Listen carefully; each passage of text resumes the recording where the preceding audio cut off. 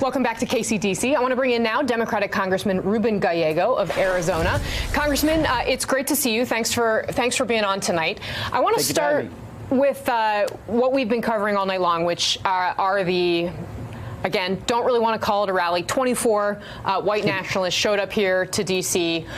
Thousands, we think, waiting on official counts, of counter-protesters in the streets here in D.C. You have actually received death threats from white supremacists. First of all, can you kind of explain how that impacts your own thinking when you see this playing out in the streets? And what do you think your Republican colleagues should be saying publicly about this? Well, number one, this is probably the most attention those losers have ever gotten in their whole lives. So that, for one, we should not try to do that in the future. You know, they are not indicative or representative of the United States or what people think of the United States. And the fact that, you know, I think we gave them a lot of attention probably pushed their agenda forward more. In terms of what the Republicans should do is they really should have stopped this years ago. I like to, you know, see now that the president's starting to say, quote unquote, that he's against all racism. But, you know, the president has been a racist since he was in the 1980s when he accused 5 black men of raping a woman in Central Park, when he accused the president of the United States of being a Nigerian immigrant that got snuck into this country for some Maoist kind of conspiracy.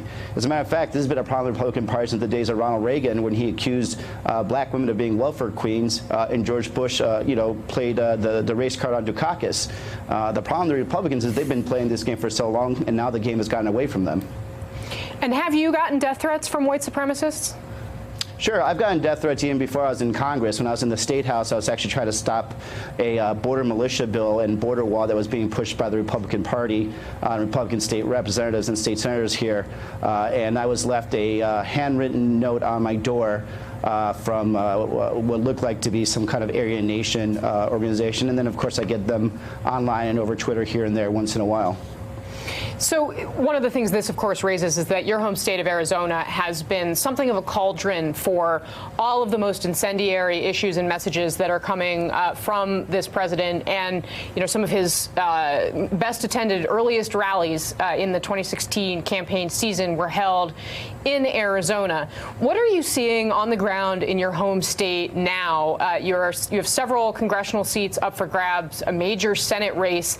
Is President Trump coming in and rallying for those candidates something that, in your view, is going to lead them to ultimately to victory? Or is that, do you see enough energy in the Democratic base? I actually want President Trump to come to Arizona. I really think he should come and rally for the Republicans in District 6 to 9. He could even jump into my district if he wants. We really encourage him to come here because we think that you know, people really need to hear from him here in Arizona. And I think in the end that would actually help out Democrats as much as possible. I want to play for you to switch gears slightly, because as we're having this conversation about Democrats potentially taking back the House in the midterm elections, Nancy Pelosi appeared earlier today on MSNBC talking about whether she may end up being Speaker of the House in the event of a Democratic takeover. Take a look at what she had to say, and then we'll talk about it. I have not asked one person for a vote. I haven't asked a candidate or an incumbent for a vote. What's important, and I know better than anybody how important it is for us to win this election, because I see up close and personal what the Republicans and this president are doing. I do not think our opponents should select the leaders of our party. The Republicans are spending millions, tens of millions of dollars against me because they're afraid of me. Now, I do believe that none of us is indispensable, but I think I'm the best person for the job. So, sir, do you think that Nancy Pelosi should be the next leader of the Democratic Party or Speaker of the House? Well, I agree with one thing with Leader Pelosi right now is that we need to first win. Look, and I've been on both sides of this issue. I've been with Nancy when I first got to Congress, and I voted against her last time and tried to actually replace her.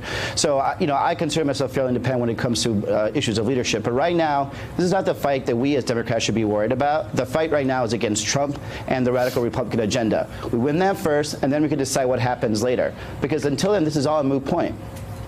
Congressman Phil Rucker of the Washington Post has a question.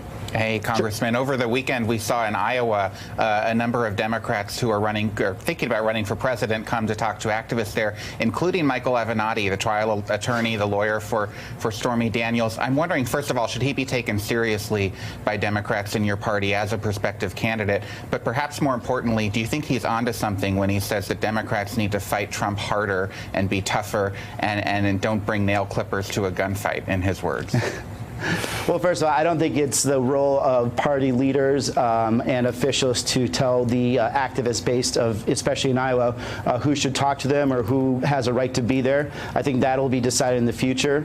I do think not just with Mr. Avenatti, but other people have also said the same thing, that I do think we need to be going hard and fast on Donald Trump and all his allied supporters, Paul Ryan and Mitch McConnell. We need to be hitting them and hitting them hard every day until Election Day, and actually all the way until 2020. Congressman, just to put a finer point on Phil's excellent question, do you think Democrats should take Michael Avenatti seriously as a potential presidential candidate? You know, I don't know much about Mr. Avenatti except for what I've seen here and there on TV. I think, again, one lesson that I've learned so far in my short years in the Democratic Party, but very much involved in the activist movement, is not to try to dictate who is, a clarified leader versus not. At the end of the day, I'll listen to, anybody. And if he ends up being a credible nominee, then maybe. But at this point, I think it's way too early for us even to be speculating on 2020, to be honest. All right. Congressman Ruben Gallego, thank you very much for being on tonight. Really appreciate it. Hey there, I'm Chris Hayes from MSNBC. Thanks for watching MSNBC on YouTube. If you want to keep up to date with the videos we're putting out, you can click subscribe just below me or click over on this list to see lots of other great videos.